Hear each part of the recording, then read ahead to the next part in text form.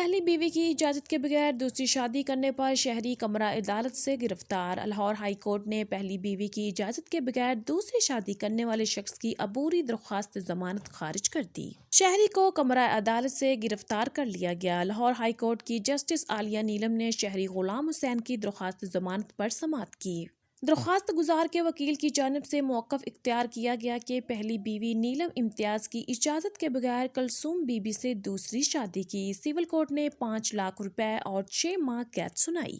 Session court نے appeal خارج کرتے ہوئے ماتحت عدالت کا فیصلہ برقرار رکھا۔ ہائی کورٹ سے سیشن کورٹ کا فیصلہ کالعدم قرار دیتے ہوئے عبوری ضمانت منظور کرنے کا حکم دینے کی استدعا کی گئی۔ سرکاری وکیل نے عبوری درخواست ضمانت کی مخالفت کی۔ عدالت نے فریقین کے دلائل سننے کے بعد ملزم کی عبوری ضمانت خارج کر دی، جس کے بعد لاہور ہائی کورٹ کی سیکیورٹی کے انچارج سب انسپکٹر ملک محمد اعجاز کی سربراہی ٹیم نے ملزم کو حراست میں لے کر پرانی انارکلی پولیس کے حوالے کر دیا۔